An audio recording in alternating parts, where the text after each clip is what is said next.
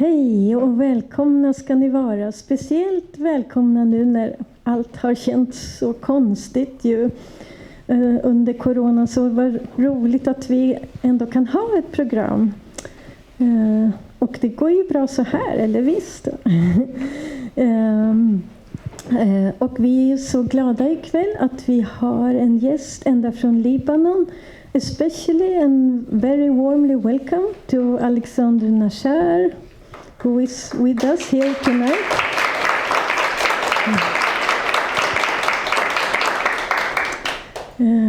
I'll continue in Swedish right now. Och jag vill hälsa välkommen ifrån Karavan som jag kommer ifrån. Jag är redaktör, Birgitta Wallin, och vi arrangerar den här kvällen tillsammans med Reorient, Svenska Penn och Timmermansgården. Och vi är väldigt glada att vi får vara här i Timmermansgårdens lokaler.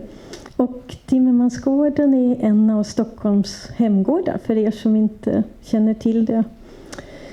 Och kvällens program, det ser ut så här att vi kommer att få uppläsning först av Ann Hallström, läser dikter av poeten Nadia Thyeni. Och sedan kommer Balsam Karam och pratar och läser ur Etel Adnans bok Sitt Marie Rose. Och därefter så blir det samtal mellan Alexander Nashar och Khulud Sagir, och Gert Lundstedt kommer då att läsa texter. Så ja, och under kvällen så kommer det här också att filmas för att läggas ut digitalt. Så alla är väl förstås försiktiga på grund av corona, för att det kommer ju annars att synas också. Men fokus är förstås på scenen för David som filmar. Så, men ja, varmt välkomna allihop igen.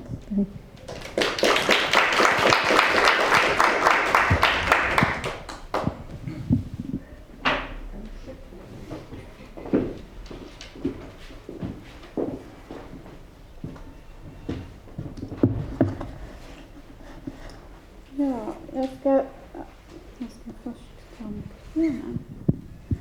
Hej, jag ska läsa lite dikter som jag har översatt, som är skrivna av Nadia Thyeni.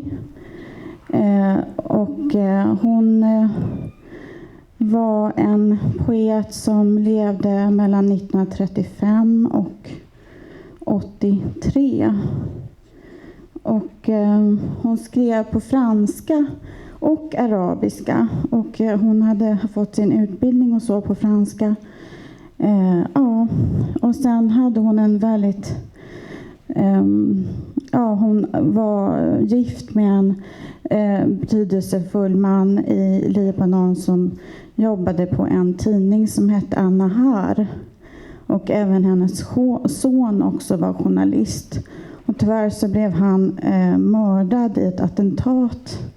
Och det handlar mycket om pressfrihet och så antagligen. Men jag ska i alla fall läsa några dikter som hon har skrivit, som jag har översatt. Det är ljust som du utan minnen. 2 tomma ögon till hav.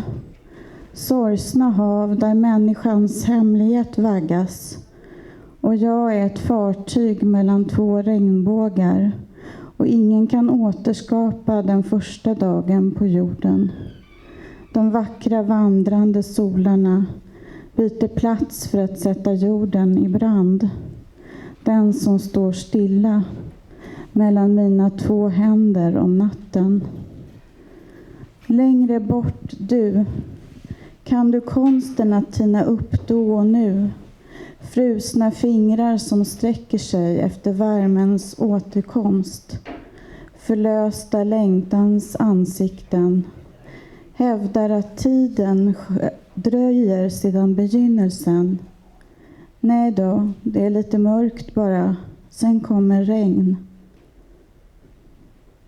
Jag har gått vilse i vaga minnen. Jagad av min skugga lägger jag mig att sova mot muren. Sorgsenhet är viktigt för vattnet, för tiden navigerar på tårar.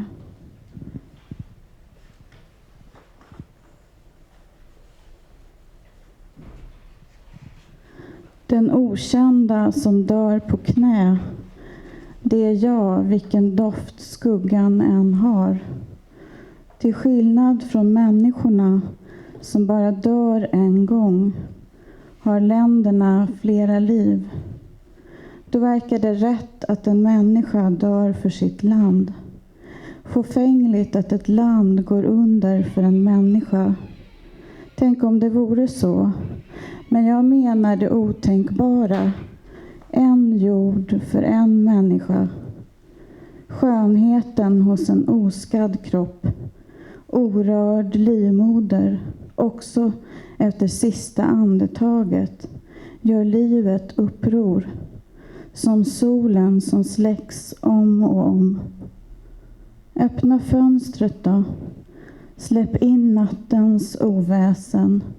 De kommer att följa mig. De kommer att svepa mig. Stäng porten om minnen av våldsamma år vinande i luften. På berget som täcker mig med grus, timjan och vind blir jag en grop i stenen och för dig en nattfjäril ibland vars vingar knastrande bränns mot ljuset.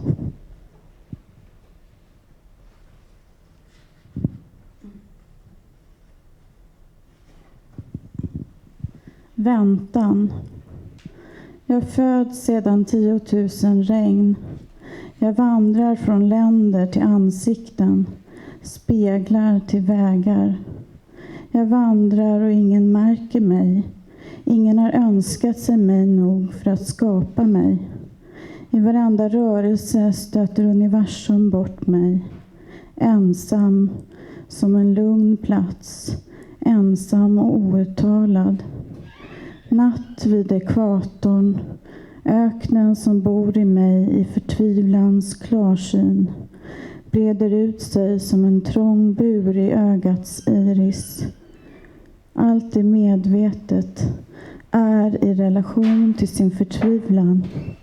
Och jag insåg att smärtan, en månstråle klar, skulle klyva himlen i desperata delar. Rymden är min trädgård, så ni förstår väl att då jag fann ensamheten, skriven på en sovandes panna, stannade jag där och lät mig förföras.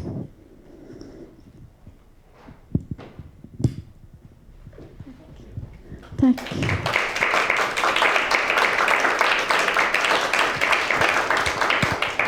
Om det är någon som vill fråga något så går det bra. Jag vet inte om jag kan svara, men min presentation var väldigt kort. Men ni kan läsa lite mer annars i numret om hennes liv och så.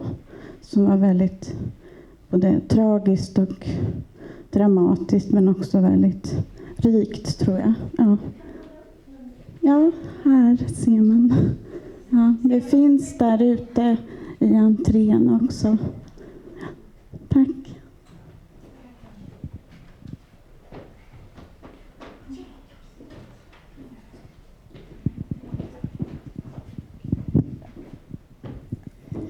Hej och tack för att jag får komma hit. Jag tänkte att jag skulle både läsa ur Sit Marie Rose som är den här romanen som Etel Adnan då skrev ganska kort efter inbördeskrigets början i Libanon. 75 alltså, men den kom något år senare. Men jag tänker också att jag skulle läsa lite grann ur en text om henne som jag skrivit i det här numret. Så, jag gör det helt enkelt. Så. I inledningen till sin bok I hjärtat av ett annat land skriver Adnan att många av de boende i Beirut strax innan inbördeskriget bröt ut redan förnam att en enorm explosion var på väg och att en jordbävning skapad av människohand snart skulle sluka allting. Det är augusti i Stockholm och varmare än vanligt. Kvällsljuset skjuter genom blomfälten öster om promenadstråken och solrosorna står högre och vackrare än någonsin. Jag kan inte undgå att tänka på den senaste av människohänder skapade explosionen över Beirut, då jag slår upp i hjärtat av ett annat land och i korta och långa passager med överskrifter som viktiga data och plats läser fram ett tillstånd där dåtid och nutid, fakta och föreställning flyter ihop och upprepar sig. Det är en fragmenterad jag-berättelse, mycket lik berättelsen om Adnan själv. Och hon skriver bland annat att de mest intressanta sakerna i Beirut är de frånvarande och att hon vid återkomsten till födelselandet kände sig främmande och i exil från sin tidigare exil. Visste Adnan om att fler explosioner var oundvikliga då hon i hjärtat av ett annat land skriver om hur elden i hennes huvud bränner små pappersbitar och att inga träd eller fåglar finns kvar i Beirut? Kunde hon ana att en brand i ett hamnlager med flera tusen ton ammoniumnitrat en augustikväll flera decennier senare skulle ödelägga halva stan och lämna en förödelse lika fruktansvärd som den efter inbördeskriget? Efter krigsutbrottet lämnar Adnan Beirut ett tag och skriver från Paris ett av sina och krigslitteraturens främsta verk, romanen Sit Marie Rose.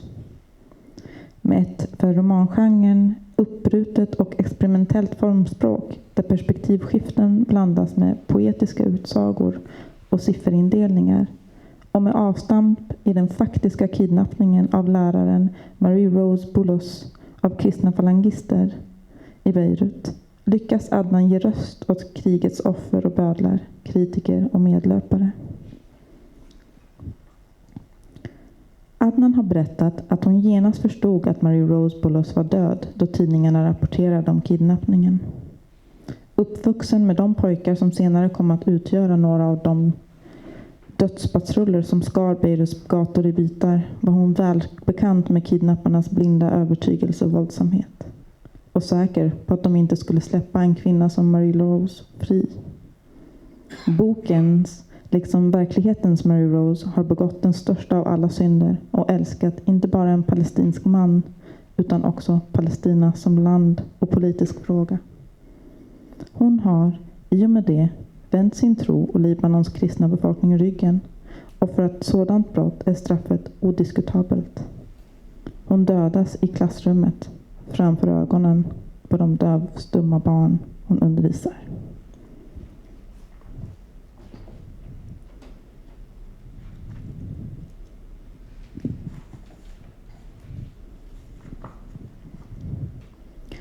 In this classroom, always occupied by the air and the few flies that can survive at the height of this hill, there's us, the deaf mutes. We're here to learn the special language that will help us communicate with others. We read words on lips whose sounds don't reach us. We utter sounds that make people shudder, it seems. We can't hear them. We can use our fingers for an alphabet, but above all else, we can dance. Pressed against radios, our hands recognize the music, and we dance like charmed snakes, the vibrations guiding us. Because we're deaf, we can forecast earthquakes. Besides, there's one every day in Beirut. The civil war has been going on for almost a year, and they're still fighting. They started with rifles and Tommy guns. Now they blast each other with 155mm cannons. In this quarter that hangs over the city, windows shatter before our eyes. She came this morning, said Marie Rose, followed by 4 men. What beautiful guns they have. We children said to ourselves that this class would not be as normal. Something's going on. Normally, the soldiers don't come into the school. They're everywhere else. In the street, on the roofs, in the shops. Today they're here. They're sitting up on the platform where she usually sits. She stands before us. She's beautiful. For an Arab, it's rare. She has blue eyes. She has children of her own, 3 of them. But they go to school somewhere else, not here. They're not deaf mutes. We feel a strange calm. They've told us that there's a truce. There's one every 5 days. It won't last. The air isn't moving at all. It's February. The weather's cold and damp. Today the blue sky's blue. Nothing happens. Why did they come? She looks unhappy. But there's a truce. They told us. She doesn't like the war. Neither do we, because we can't take part in it. Tack till Ederland, Nancy.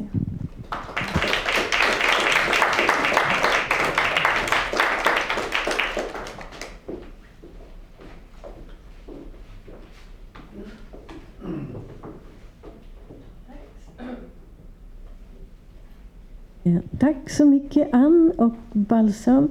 Och det går alltså att läsa i senaste numret av Karavan mer om Etel Adnan och Nadja Tuini. Och nu är det dags för vår gäst från Libanon. Welcome up on stage, Alexandre Nashar and Khulud.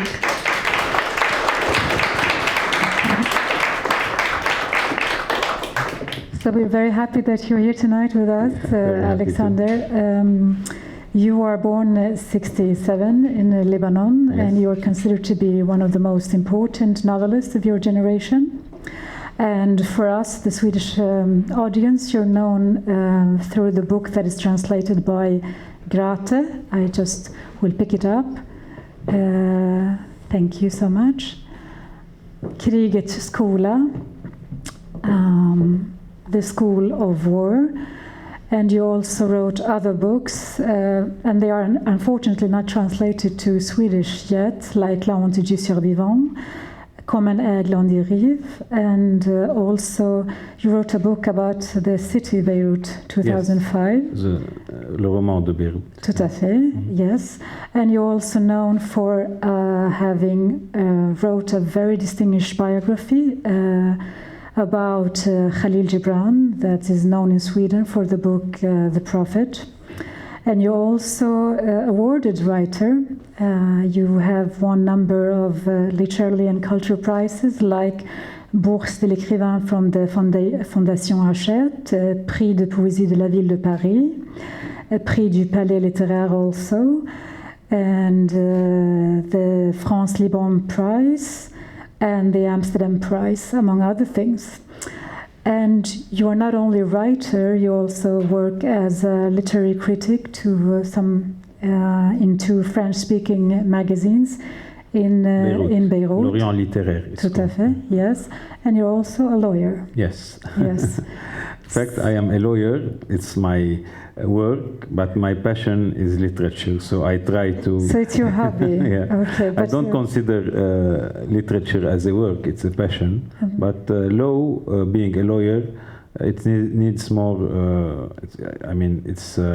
It's a work for me. It's also passion, but I think that it's more serious because you have a discipline. You must go to the court at a fixed time. Whereas for literature, it's sometimes people ask me when you come back from work, from your law firm, how could you write and aren't you tired? In fact, not at all. When I begin to write, it's as playing piano, or it's a real relief for me. This is why I'm keeping those 2. And I think that also being active as a lawyer makes you fill your batteries, because you meet a lot of people. You also fight for freedom. So do you get inspiration also yes, by of course. them So for your I think characters? that if I was only a writer, you know, artists usually used to stay at home and in pyjama for weeks to writing. So so it's important also to be active, because you meet people, and meeting people, traveling. It's also you are feeding your work with these experiences. Yeah. I see. And the reason actually why we did this evening, it's after the very sad explosion that happened 4th of August. And we've been in touch, thanks to Françoise Schul, that is really trying to make you come to Stockholm. We're happy for that. And you also wrote a text after the 4th of August that I translated. It's a very short one, and we said that we will ask someone, because you have it with you in the French version. Yes. If anyone would like to hear it in French, tell us, because then we'll let you read it. I can read it in French, but I mean, or is it enough maybe with it's Swedish? Better to read it in so Swedish. No one is insisting on French? No. No, so Good. in Swedish, okay. So I will welcome Gert Lundstedt, that will read the translation from this text. So it's a small text written just after the blast of the 4th. Because you were in Beirut at that time. I was, and in fact, I was at my law firm, and in fact, 2 explosions occurred. So the first one, I had the instinct of the war when I felt as an earthquake. So I went out of the room, and suddenly the big blast occurred, and all the glasses that were behind me fell on the desk where I was sitting. So if I didn't have the instinct to go out, or if I was on the phone, I would have been cut into 1,000 pieces. And I was fortunate because I have at least 50 friends wounded during this blast. There were 6,000 people wounded and 200 killed. And we hope that now there is a judge taking care of the file, and we hope to obtain the truth, because we must know why that happened. What happened? Yeah. The reason behind it. Go ahead, Gert. Beirut i mitt hjärta. Beirut den 4 augusti 2020. Det känns som en jordbävning. Därefter kommer en oerhört våldsam explosion som spränger fönstren, förstör husfasaden och sveper bort allt i dess väg. Som en orkan. Jag förflyttas 30 år tillbaka till krigets tidevarv, då bilbomber och granatsplitter exploderade mitt bland befolkningen och dödade dussintals oskyldiga människor. Jag ser förstörelsen, scener från apokalypsen, Beirut, min hemstad, reduceras till aska av ett gäng mördare som lagrade en verklig tidsinställd bomb i hamnen, några meter från flera bostadsområden. Jag sörjer offren och minnena som togs ifrån mig. De skyldiga måste bestraffas. Beirut, som upprätthöll Berytus lagskola under romartiden och som varit bärare av titeln lagens moder, kommer aldrig att acceptera att de ansvariga kommer billigt undan. Till offren måste vi lova att denna rättvisa kommer. Våra döda kommer att hedras och våra sårade vedergällas. För det finns inget utrymme för glömska i denna tragedi. Men vi måste först slicka våra sår, räta på oss och återställa tron på detta Libanon som så ofta har svikit vårt förtroende och omvandlat våra förhoppningar till förtvivlan. Det finns maskulina städer och det finns feminina städer. Beirut är uppenbarligen en kvinna likt frihetsgudinnan, likt kvinnan i den berömda målningen av Delacroix som leder revolutionen. Det sägs att denna stad har förstörts och byggts om 7 gånger. Det är alltså 8:e gången som staden vanställs. På knä kommer hon att resa sig, modig och värdig, trots sina ärr och sår. Låt dem som tror att Beirut är förlorat missta sig. Beirut är bortom tid och rum. Det är en av platserna ingen kan ödelägga. Likt paradiset.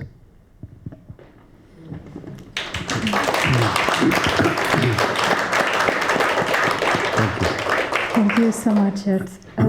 As you probably know, Alexander, Beirut is a loved city by many of us. And we were all in shock when this happened. And of course, I wonder, like, how does the city feel today after what happened? And you were saying that the people now trying to know the reason, how could this happen? In fact, the population is shocked. Of course, we are used, unfortunately, in this country to have always bad surprises and tragedies. You know, we had the war during 15 years, and then this happened. And I felt that people were really fed up, were very angry, and they considered that it was too much. They have suffered so much in this country.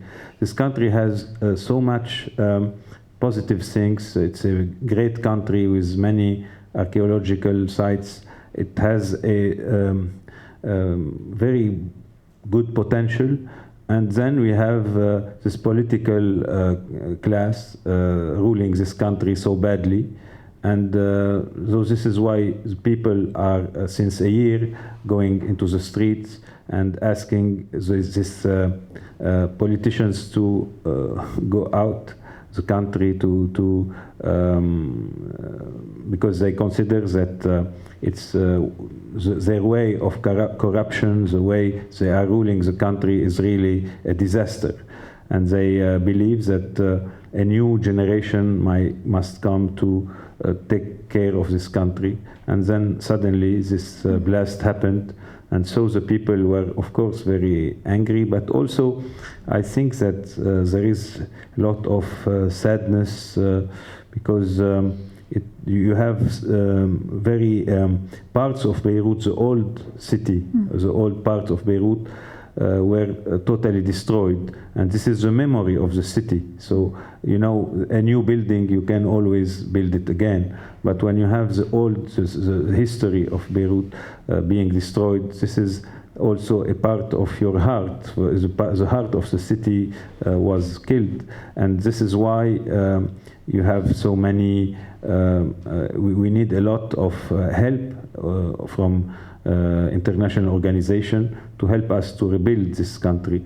But there is a reason of hope because the second day after the blast, we saw many young people coming into the streets and beginning to take off all the glasses, they were cleaning the streets, yes, right? Cleaning the streets. And we felt as if this new generation was refusing Beirut, to see Beirut in this situation, in this bad situation, and they wanted to rebuild by themselves, even if this government was totally absent and didn't help at all. But they came there during many days, and it was a great sign of hope. Yes. And we felt very pleased to see them in this energy. Yeah. But of course, this blast came at a moment where also as Lebanon is facing an important economic crisis. So also, I mean, it didn't improve our situation. So, so it's a pity to see this beautiful country in such a bad shape. I mean, experts in Sweden, at least, that are focused on Lebanon, they say this is the worst crisis even after the civil war. But and that is, of course, shocking. You told me, because I knew that you were traveling between Beirut and Paris, and you said that you are more now in Beirut. I wonder, when the situation is that bad, how is it when it comes to the literacy in the writers? Because I know friends that called and said, because we were asking, are you alive? Of course, that was the first reactions from here. And many said, we're leaving now, we're not staying. Is that so? Like, do you see people leaving Beirut? Because you are staying more now in Beirut than in Paris. But what I always say, when you have a friend and he is or she is sick, you don't leave it. You don't leave her or leave him. You come to help this sick person. And now currently we have Beirut is very sick, and we cannot abandon this city. And this is why I believe that we must be there to help to rebuild. And of course, some people, if they can go from the city, they are leaving. But I believe that our place is there. I mean, we must help each other to rebuild and to change these politicians who led us to this disaster. As you mentioned, this city is also mentioned in literature a lot, and it's been called different things, like Colonia Julia, Berytus, Augusta Felix, and Felix is happiness in Latin, and she's like also the bird Felix that rises from the ashes, and it's a city that is a symbol of happiness and repetition. It's a city that never dies, right? And I wonder, since you also wrote a whole book about Beirut, what does Beirut mean to you?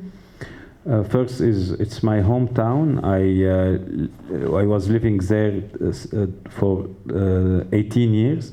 I work there. I vote there. It's when the blast happened, I felt as if a part of myself I lost it, and I was very bad when I saw all this disaster. Beirut was a shelter for all the Arab artists for years, for decades. And poets like Mahmoud Darwish, like Adonis, used to come to Beirut because it was a kind of shelter for those poets who were outside their countries. And they said about Beirut that it was their tent or their star, Notre Dame, Notre Étoile. And so it was a symbol of freedom. And for me, Beirut is also a place where you have the 18 religious communities of Lebanon that can melt and that can meet. And also every traveler who comes to Beirut, and I know that some of the presents know Beirut, they feel comfortable there because it's an open city, a cosmopolitan city, where a Swedish or a French can feel very, there is a hospitality of Lebanese. So it's a really open city with good, in fact, it's also where West and East meet, where tradition and modernism meet also. And I think that for all the Arab world, Beirut means a lot. It's a symbol of culture, of freedom. And every time I meet an Arab person and we talk about Beirut, it means a lot for them, and it's a kind of paradise. This is why I talk about paradise in my text. Yeah, and this book, because as I mentioned, maybe I didn't, you are translated only, there's one Swedish book that is called Krigets skola. Gert will read from it later. But this book that you wrote about Beirut, is it translated to English? Yes, it it's is called The School of War. Yes. Yeah. No, not this one. This book of Beirut. It's in the process of being translated. Yeah. For people who would like to. Beirut Saga. Yes. Yeah. And in this book, are you talking about the history of the city of Beirut? Yes, it's a family of 3 generations of a family.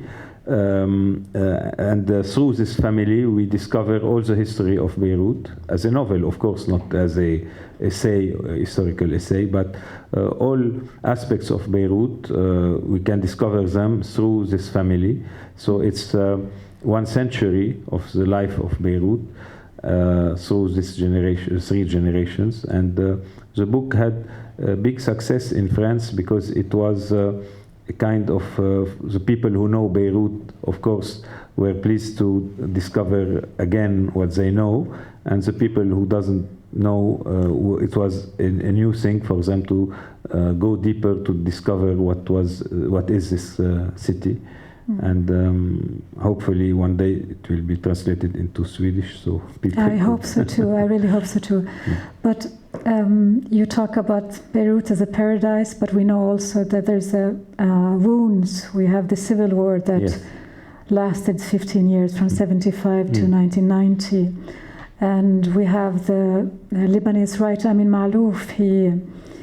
He said that when it comes to the Lebanese people, there is something characterizing their personality, their way of being, that as a Lebanese you have to justify and to be accountable for your loyalty ties, for your history and your origins and your relationship with others, your neighbor, your friends.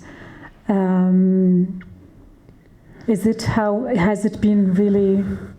My interpretation of this text is that, and it's true, is that there's a lack of citizenship in Lebanon. As I said, there are 18 religious communities in Lebanon.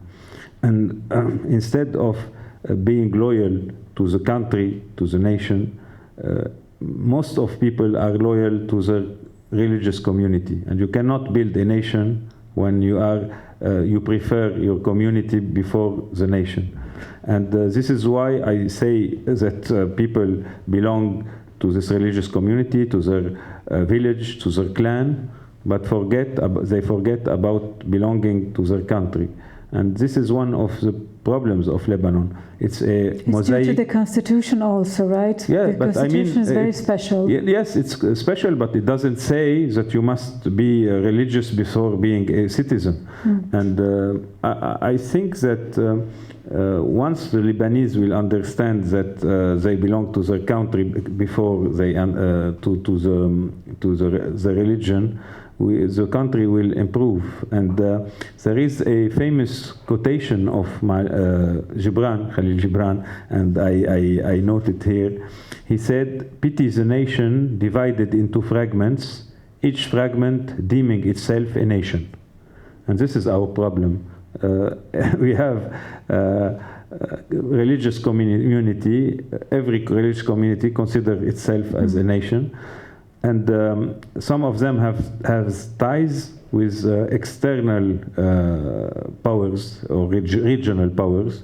And of course, it doesn't help to make a country when you have a specific community, for example, having ties with another country, outside country.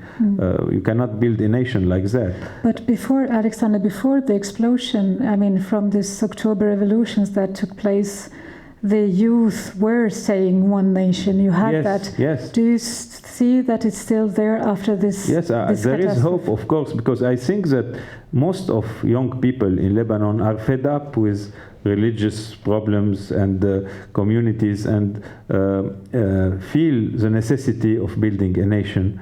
Of course, the diversity, the mosaic of Lebanon is a kind of a message. I mean that of coexistence. Of course, it's something very important. I'm not saying that this diversity is a bad thing at all. It's a real message to the world that people can live together. But on the other hand, it's a weakness, this diversity, when people don't have the priority of being faithful and loyal to their country before being loyal to the religion. I believe that a religion is something for your own practice. It's not for political exercise or being a privilege for you. It's a kind of for you how to feel yourself, how to live your spiritual life, but it doesn't have nothing to do with building a nation or being a citizen. So this is, I mean, one of the main problems, and I hope that the new generation will get rid of those cliché and ideas to move forward. I hope so too. Why I actually talk about the Civil War, it's because of this book. Because you wrote this book about living during the war and it's a school of how you deal with this. Yes. And for you that do not know your writing, I suggest that Gert come back to the scene and read a part of it.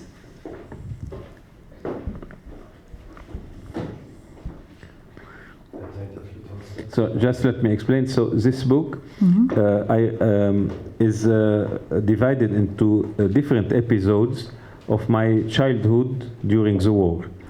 Okay, which year did you wrote it? So I wrote it when the war ended. So about I was 25 or 26 years old. And the importance of this book, I think that it's maybe the only book about the Lebanese war through the eyes of a child or a young guy, because all the other books, and there are very valuable books about the war, but written by adults and through the eyes of adults. So of course the children during the war don't have the possibility to express themselves. They are the first victims of the war because they are just there and they didn't choose this situation, and they cannot speak, they cannot change anything. And I believe that when the war finished, I had to testify, to say what we really lived during this war, and to express myself, because during the war we couldn't express ourselves as children. And this is why this book is different from the other. It's because it's a war through the eyes of a teenager or a young guy. And so it's one of the episodes of the book. As I said, it's divided into sequences of the war. Yeah. Thank you.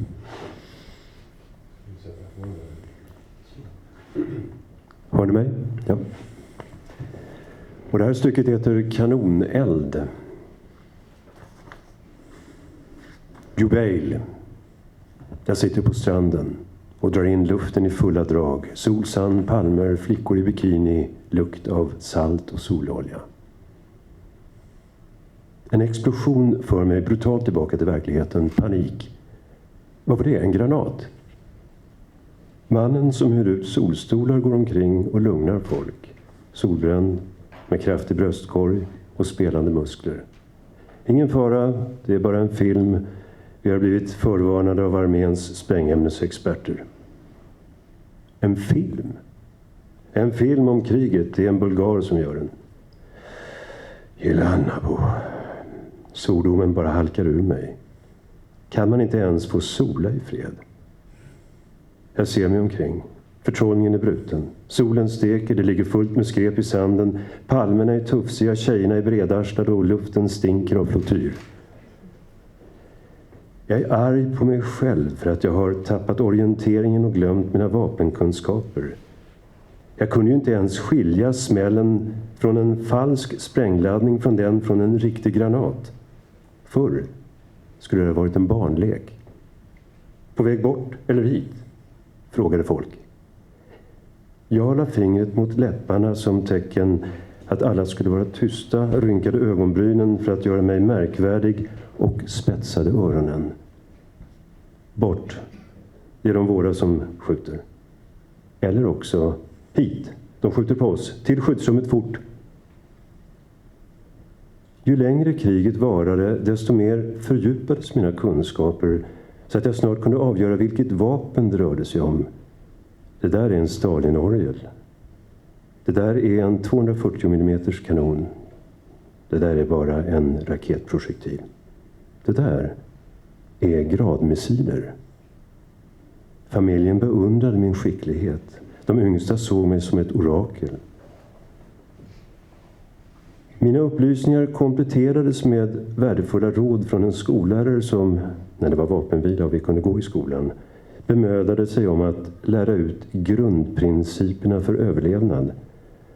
Han lärde oss hur man skulle ta skydd, hur man skulle tejpa fönsterrutorna kors och tvärs för att hindra glassplitter från att sprida sig vid en explosion, hur man skulle hålla utkik när man gick på gatan så att man alltid visste i förväg var man kunde ta skydd vid ett oväntat anfall. Hur man fick tag i mat när det var livsmedelsbrist. Han undervisade oss om de 3 sätten att bygga en barrikad. 1. Den klassiska barrikaden byggd av sandsäckar. Nackdelen, varnade han, är att den blir geggig när det regnar. 2. Barrikaden av mursten som radas upp snyggt och ordentligt längs det område som ska skyddas. Det blir hållbart, försäkrade han, men ganska dyrbart. 3. Barrikaden av gamla bildäck, som är lätt att ta bort igen, men som är farligare än de andra eftersom den kan ta eld. Han delade till och med ut en folder som jag lärde mig utantill. Det finns inte längre någon stadsdel i Beirut, någon byggnad i stadsdelen eller något rum i byggnaden som är mindre utsatt än andra. Riskerna är lika stora överallt. Ska man flytta ska det vara för att lägga fler golv och tak mellan sig själv och himlen. Hittills har ingen bomb gått igenom mer än 3 våningar ovanpå varandra. Ni kan själva dra era slutsatser. Några centimeter trä eller tyg utgör inte något särskilt effektivt hinder för 50 kilo stål. Ett varningsord till dem som blir rädda och gömmer sig under bordet eller sängen. Att bli arg är inget skydd mot faran. Om oljuden om nätterna hindrar er från att sova, så stoppa bomull i öronen och ta en sömntablett. 2 försiktighetsmått är bättre än 1. Och skulle huset störta in finns det ju alltid en chans att ni vaknar. Jag upptäckte senare att de där råden hade hämtats ur en kommuniké som stod på första sidan i en franskspråkig libanesisk dagstidning vid tiden för striderna i Mellanöstern mellan å ena sidan brittiska och fria franska styrkor och den andra Vichys trupper. De hade ingenting nytt att lära ut, men de hade fördelen att upphöja överlevnadsinstinkten till rättesnöre. Det hände någon gång att jag tog fel. En dag när hela familjen satt åt lunch i godan ro skakades huset av en kraftig explosion. På väg bort eller hit? Frågade mamma mig och hoppade upp från stolen. Jag var inte beredd och svarade på måfå: bort, det är de våra som skjuter. Mamma lade handen mot hjärtat för att dämpa bultandet och satte sig igen.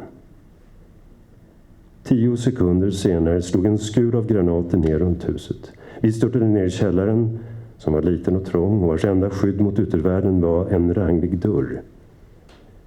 I 2 timmar satt vi där, tryckta mot varandra, med fasa i magen och med ögonen riktade mot den där dörren som hindrade döden från att komma in, men som kunde blåsas bort vid minsta explosion. Äntligen sände radion meddelande om eldupphör. Lyckliga över att fortfarande vara i livet steg vi ut för att inspektera skadorna. Mamma tog mig i armen och drog mig avsides. Den var inte alls på väg bort, mumlade hon mellan tänderna.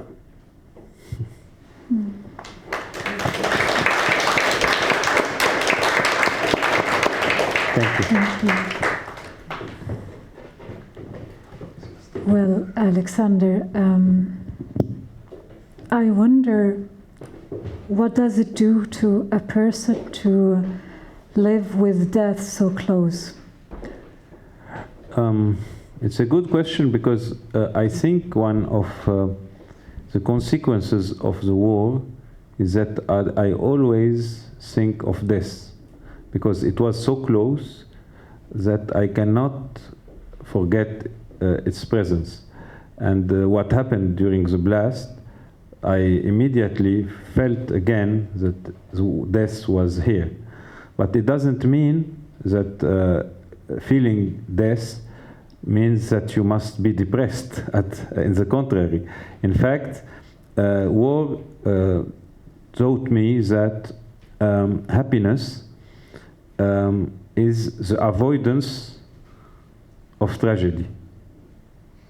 I mean, for example, what is happiness? Sometimes people think that happiness is something very far away, very difficult to find out. I think that happiness is now being all together, listening to poetry. And when a tragedy or a misfortune is not here, it's happiness. And war, I learned from the war that happiness is a simple thing. It's being alive with the people we love, with taking benefit from every moment of life, of the nature around us, and knowing that we are lucky not being in a wartime like other countries, like when we were there when the blast happened.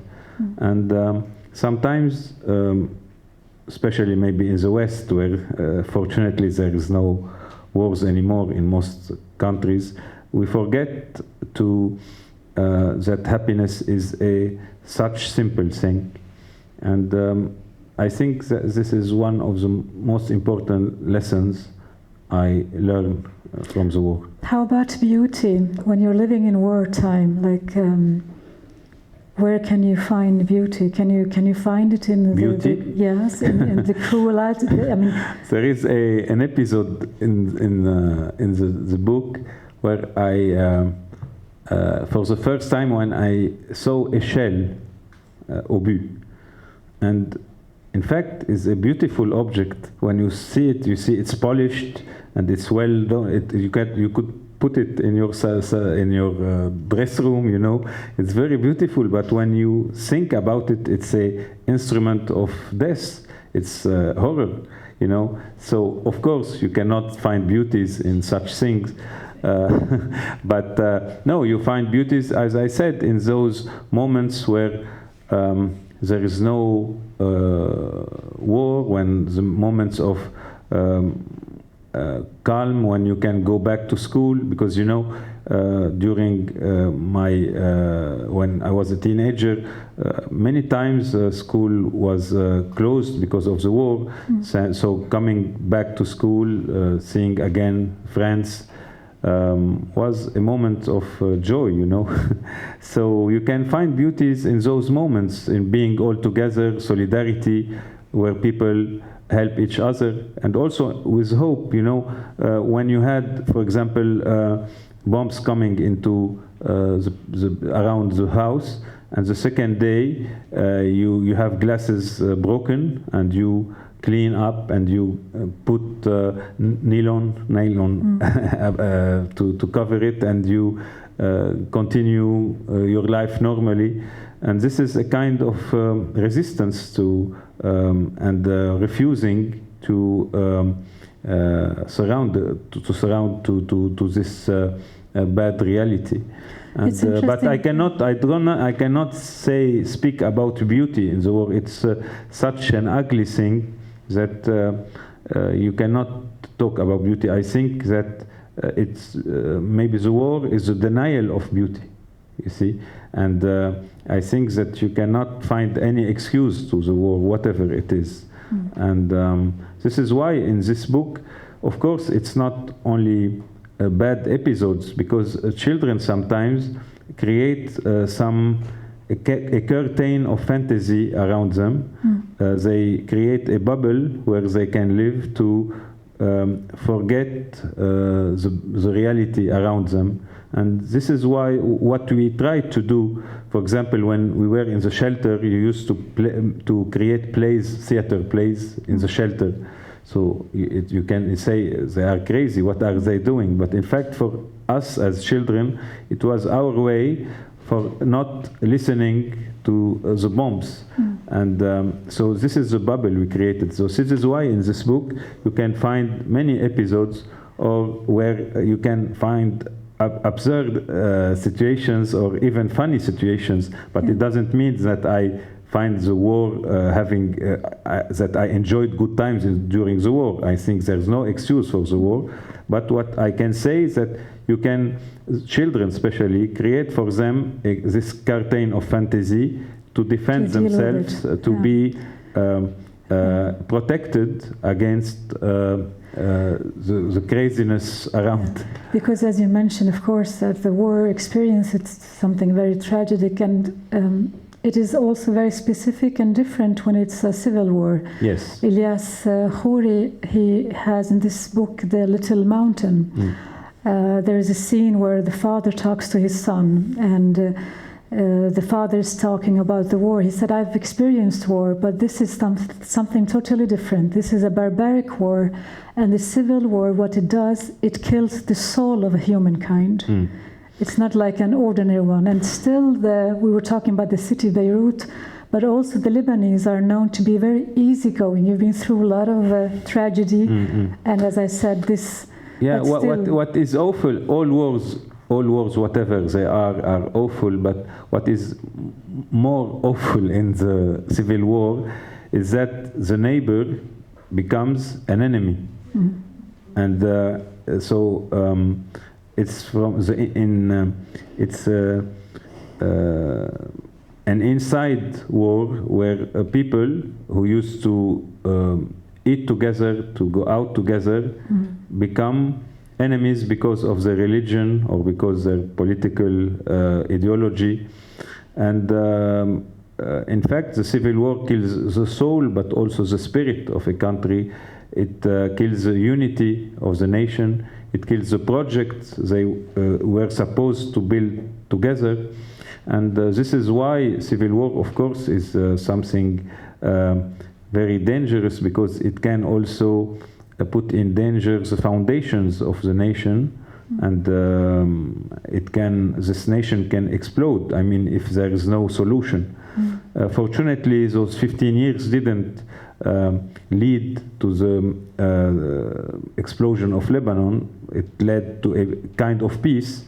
But since then, because of these politicians, and I think that the tragedy of Lebanon is when the war was over, we should have changed our politicians. Because, you know, during 15 years, they were acting as militias. So without the idea of building a state. So when the war finished, those guys put suits and ties and became politicians when they were on the field fighting and killing. So how do you expect those guys who were the denial of the state, they were in the anarchy, suddenly to build a state? It's impossible. I mean, it's as if you ask thieves to become policemen, you know. So this is our tragedy: is that this category of politicians cannot give us hope for the future. But as you said, as Ilyas Khouri said, it's true that the civil war, it's something that touch us in the soul and the spirit of our nation, because as we explained, it can hit the unity and the project of a nation between the citizens. But still, as a writer, then, this is the experience as a human being, right? And you quote Hemingway. Yes. And you say that the experience of war for a writer is invaluable. Yes. So it has, what does it do to you as a writer to have experienced war? Yeah, you know, Hemingway, before becoming a famous writer and obtaining the Nobel Prize, participated into the war and was working on an ambulance. And so he saw the horrors of war. So you cannot, when you are a writer, just watch. You are, I mean, the mission of a writer also is to testify, to express emotions, to transmit messages. And when you see this tragedy, you cannot just come back to your home and write love poems. I mean, you must also testify. Albert Camus used to say that testimony is the best answer to crime. And I believe so. I think that our role also is to testify. Maybe my book is the revenge of my generation, because, as I said, we were children and we couldn't express ourselves. And in this book, I give words, I put words in the mouth of this generation who couldn't express herself during the war. So this is my. I believe that Hemingway is totally right, and a writer during the war cannot he is obliged to express himself, to transmit messages, to observe what's happening, and I believe he doesn't have at all to be with a camp. I mean, he must express himself from a human point of view. You know, like after take standard without taking standard. After World War I, two books were written. One by a German, À l'Ouest, rien de nouveau. It was it became a movie. And another one, Les Croix de Bois, from Dorgelès, from the French point of view. And you read both books, and you forget who was the enemy of who is the German and who is the French, because it tells you what is the tragedy of people, of soldiers, how they were facing awful conditions and how they were obliged to be there to fight. And I believe that both writers, Erich Maria Remarque and Roland Dorgelès, were great writers because they could go over, beyond the political or historical matters, to go deep into human beings and what is the tragedy of war. And this is why I believe that Hemingway is totally right. Yes, and I felt, I must say, that I was, before this, preparing for this evening, I was a bit confused and worried, because I feel worried about the future of Lebanon. Yes. But I must say, as the last thing, when I hear you, I hear that there is hope. You believe that there is hope, Alexander? Yes, I think that we must always be hopeful, because despair is not in my religion. I meant not religion as religion, but I'm in my beliefs, I mean. And I think that when we overcame 15 years of war, we cannot let an economical crisis or a blast put us into despair. And I believe that people who let despair overwhelm himself cannot continue to live and cannot in fact enjoy life. So this is why I believe that, and I believe also that through culture we can help this country also. This is why I'm continuing to issue this magazine, L'Orient Littéraire. And the last issue we did... You write it, it's in French, but it's published in Lebanon. Yes. And in this magazine, what is interesting in the last issue is that we asked many writers all around the world to express themselves about Beirut. Like Clésio was one of them. Clésio, the Nobel Prize, Tahar Ben-Jelloun, Daniel Rondeau, Dany Laferrière. So we had 20 writers who wrote for Beirut, for the love of Beirut. And when you see such famous writers being so faithful to Beirut, how could you lose hope? It's wonderful. And we are from Stockholm so happy that you are with us and giving us hope. It should be the opposite. And I want to remind everyone that you can buy this book only for 100 crowns. It's special price tonight. You can switch, there's a number. And Alexander Najjar, thank you so much. Thanks a lot beaucoup. For your Shukran presence. lahadurak. And thank you for the audience for being with us tonight.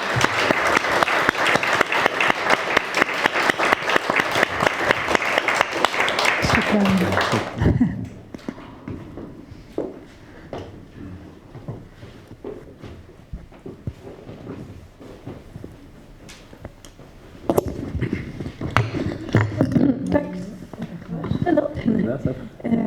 Tack så mycket till till er som har kommit ikväll och hoppas att vi kan arrangera fler program om vi törs. Och ta det försiktigt när ni går ut och var rädda om er.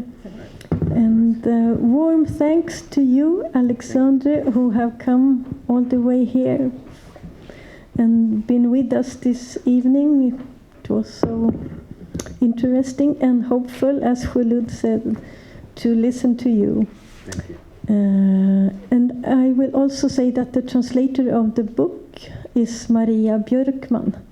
So, because what would we do without the translators? Så tack så mycket för ikväll.